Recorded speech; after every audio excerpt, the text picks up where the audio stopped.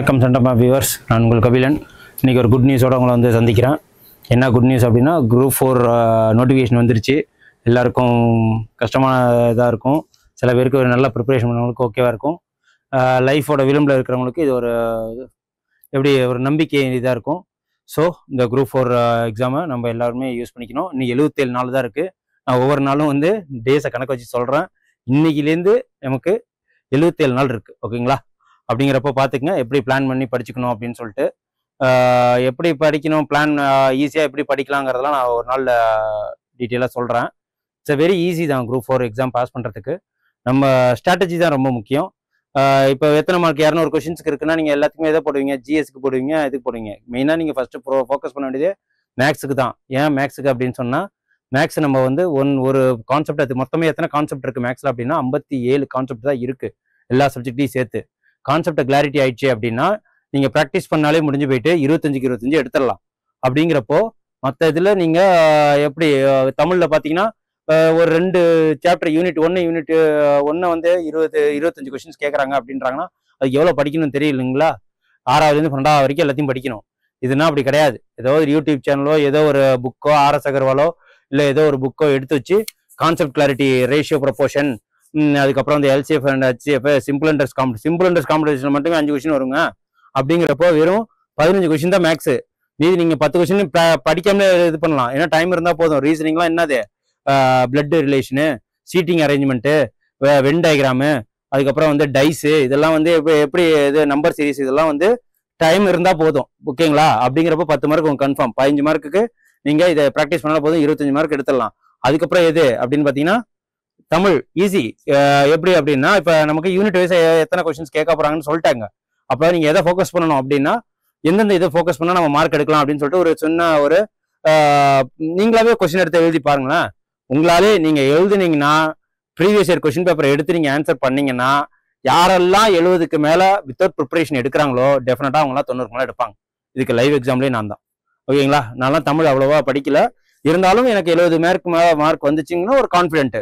70 மேல இருந்தா நம்ம என்ன 100க்கு 100 எடுக்க வேண்டாம், 95 90 எடுத்தா போதும். அப்படிங்கிறப்போ இன்னும் 20 கொஸ்டின்ஸை எப்படி படிக்கலாம், எப்படி மார்க் எடுக்கலாம் அப்படின்னு சொல்லிட்டு ப்ரீவியஸ் இயர் கொஸ்டின் பேப்பர் தான் ஹெல்ப் பண்ணும். இப்போ சிலபஸ் மாத்திட்டாங்கனால அதெல்லாம் ஒன்றும் கிடையாது. ஓல்டுல என்ன சிலபஸோ அதே தான் பிரிச்சு கொடுத்துருக்காங்க. அவ்வளவுதான். என்னன்னா மார்க் இத்தனை இந்த சாப்டர்ல இருந்து வரும் அப்படின்னு தான் பிரிச்சு கொடுத்துருக்காங்களே தவிர நீங்க சிலபஸை மாத்தல, எதுவும் மாத்தல. ஸோ நீங்க பயப்பட வேண்டாம். ஓகேங்களா? 125 மார்க்ல உங்க கையில எவ்வளவு இருக்கு? 20 மேக்ஸ்ல 20, இதுல 90ன்னு வச்சுக்கிட்டா கூட 110. அதுல 75க்கு நீங்க 75 எடுக்க வேண்டாம், 50ன்னு வச்சுக்கோங்க. ஓகேங்களா?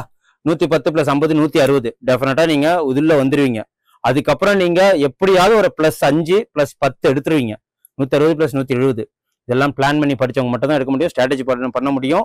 77 நாள கம்பல்சரியா யூஸ் பண்ணிக்கங்க. நான் உங்களுக்கு ஸ்ட்ராட்டஜியே சொல்றேன். ஓகேங்களா? இப்போ நம்ம இன்னைக்கு ஒன்று கரண்ட் அஃபேர்ஸ்ல போயிடுவோம். டைம் வேஸ்ட் பண்ணலாம். இன்னைக்கு ரொம்ப எல்லாம் இல்லை. இப்போ ரீசெண்டா இந்த புல்வாமா அட்டாக் நடந்துச்சு இல்லைங்களா? அது ரொம்ப துயரமான சம்பவம். எனக்கே ஒரு மாதிரியா கஷ்டமா போச்சு. ஏன்னா வந்து இந்திய திருநாட்டோட இறையாண்மையில கை வச்ச மாதிரி பாகிஸ்தான் அவங்க ரொம்ப கஷ்டமா போச்சு. அதனால வந்து அவங்க தேவையில்லாத அந்த சிம்லா ட்ரீட்டி அக்ரிமெண்ட் எல்லாம் வந்து இது பண்ணணும்னு அவசியம் இல்லை. நம்ம பண்றோம் அப்படின்னா பாகிஸ்தான் பண்ணது தப்பு. பட் அதுவுமே வந்து இன்னும் வந்து இது பண்ணாதப்போ ஷிம்லா அக்ரிமெண்ட் இதெல்லாம் பண்றப்போ அந்த ஷிம்லா அக்ரிமெண்ட் எதை பேஸ் பண்ணுது அப்படின்னு சொல்லிட்டு உங்களுக்கே தெரியும்.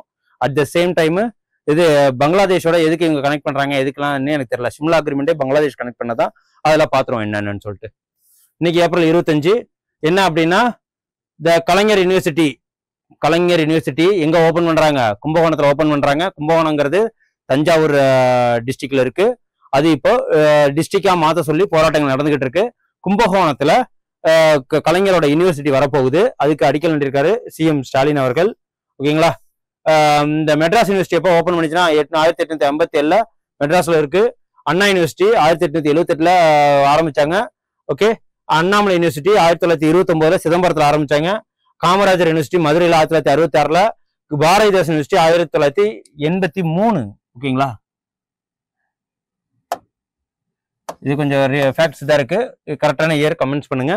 அப்புறம் வந்து தமிழ்நாடு வந்து என்ன மயோனிஸ் இப்பெல்லாம் நம்ம ஹோட்டல்ல போய் இப்போ கொஞ்ச நாள் என்ன சாப்பிட்றோம்? நல்லா மயோனிஸோட அடிக்ட்டுங்க.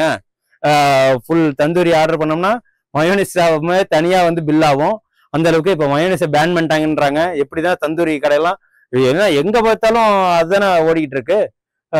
முழு கோழி, அரைக்கோழி, காக்கோழி கொடுங்க, தந்தூரிங்கிறாங்க. அதுக்கப்புறம் வேற என்ன சொல்லுவாங்க, கபாப்னு சொல்லுவாங்க. அப்புறம் வந்து இதெல்லாம் வந்து எதை தொட்டுட்டு சாப்பிட்றது, ஃப்ரைடு சிக்கன் அந்த இதெல்லாம் மயோனிஸ் எடுத்து தான் சாப்பிடுங்க. ஏன் ஷவர்மாவே மயோனிஸ் வச்சுதான் இருக்கு.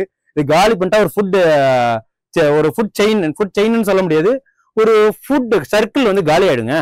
ஏன்னா இப்ப எல்லாருமே வந்து செட்டிநாடு சம்பந்தப்பட்டதா நைட் டயத்துல சாப்பிட முடியும். எதுக்கு வேணும், ஷவர்மாவுக்கு மயோனிஸ் வேணும், இதுக்கு கிரில்லுக்கு மயோனிஸ் வேணும், அதுக்கப்புறம் வந்து தந்தூரிக்கு மயோனிஸ் வேணும், அதுக்கப்புறம் வந்து வடிவேல் சொல்ற மாதிரி சிக்கன் சுக்கா, கபாப், அந்த மாதிரிலாம் சொல்றது மாதிரி எல்லாத்துக்குமே மயோனிஸ் வேணுங்க. அந்த மயோனிஸ் வேணுங்கிறப்ப மயோனிஸே பேன் பண்ணிட்டா எதை தொட்டுட்டு சாப்பிட்றது பாருங்க. இதெல்லாம் கொஞ்சம் அடிவாரும். சரி, இருந்தாலும் உடம்புக்கு கெடுதல்ங்கிறப்போ அது வந்து பேன் பண்ணி தான் ஆகணும். அந்த இதுல தான் என்னவாங்க, Tamil Nadu banned mayonnaise made by raw எக்ஸ்னால பண்றது.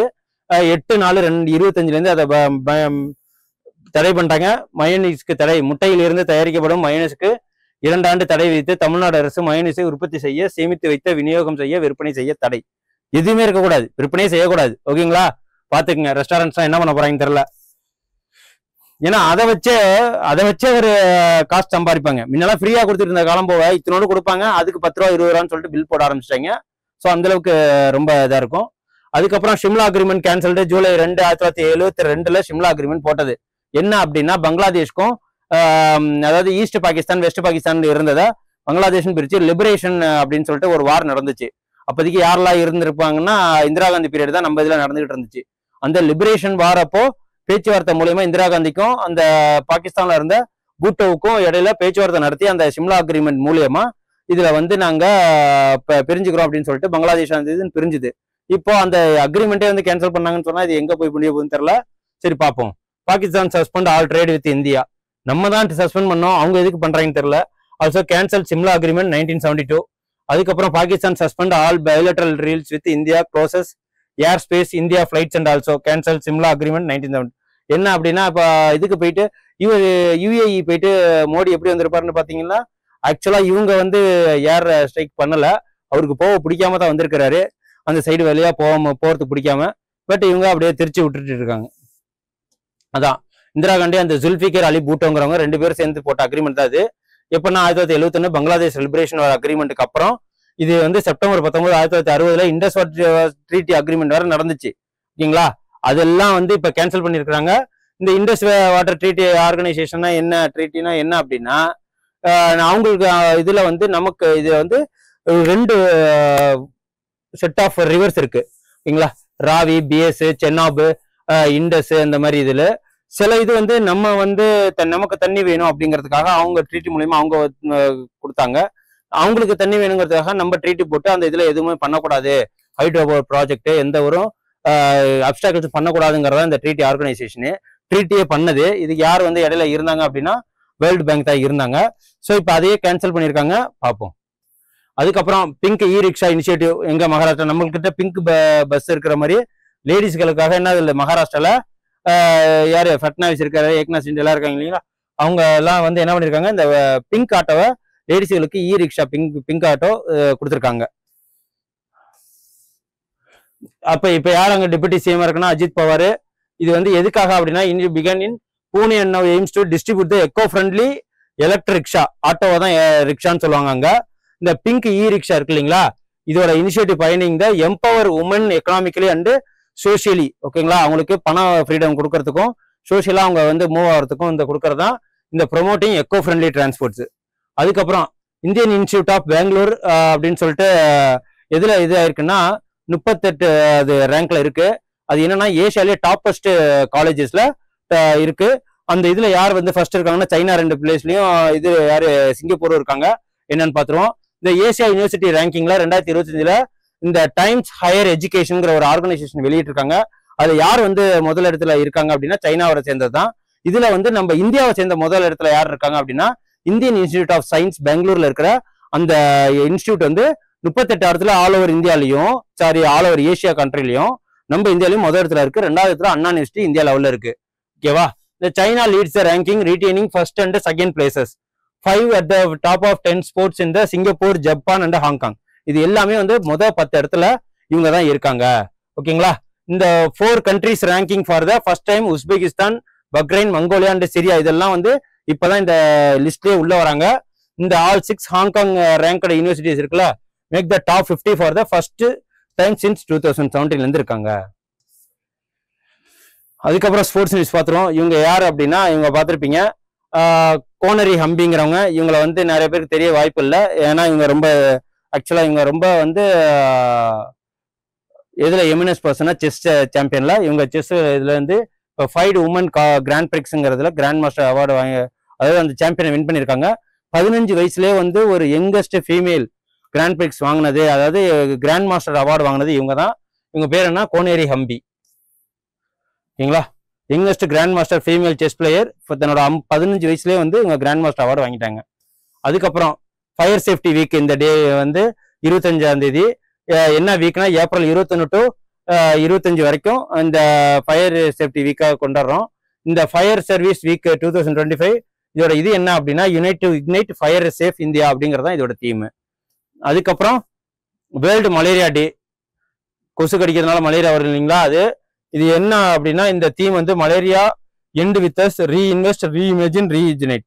ஓகேங்களா, இந்த ஆன்சிபாலிட்டிஸ் கொசு மூலியமா தான் இந்த மலேரியா இது வெளிவரும். ஸோ அதை இது பண்றதுக்கு தான், அந்த வைரஸ் இது பண்றதுக்கு தான் இந்த வேர்ல்டு டேவே கொண்டாடுறது. அதுக்கப்புறம் இன்னைக்கு உண்டான ஸ்கீம்ல என்னன்னா, முதலமைச்சரோட காலை உணவு திட்டம். முதலமைச்சரோட காலை உணவு திட்டம்ங்கிறது ரொம்ப ஃபேமஸ் உணவு திட்டம் ஆயிடுச்சு. அதாவது கவர்மெண்ட் ஸ்கூலு, கவர்மெண்ட் எய்டட்ல காலையில பிரேக்ஃபாஸ்ட் உணவு கொடுக்கறதா இது. இந்த முதலமைச்சரின் காலை உணவு திட்டத்தை எப்ப ஆரம்பிச்சாங்க அப்படின்னு பாத்தீங்கன்னா, 15/9/2022 மதுரையில ஆரம்பிக்கப்பட்டது. இது வந்து பிரைமரி ஸ்கூல், அதாவது 1லேருந்து 5வது வரைக்கும் உள்ள school, government school, government aided ஸ்கூல்ல வந்து காலை உணவு திட்டம் வழங்குறத முதலமைச்சர் அறிவிச்சாங்க. அறிவிச்சு எத்தனை வருஷம் ஆகுதுன்னா, 15/9/2022 ஆரம்பிச்சது. ஓகேங்களா, இன்னைக்கு உண்டான கரண்ட் அஃபேர்ஸ் உங்களுக்கு ரொம்ப யூஸ்ஃபுல்லா இருக்கும்னு நினைக்கிறேன். ஸோ அடுத்த கரண்ட் அஃபேர்ஸ்ல உங்களை வந்து இம்பார்ட்டன்ட் நியூஸோட உங்களை சந்திக்கிறேன்.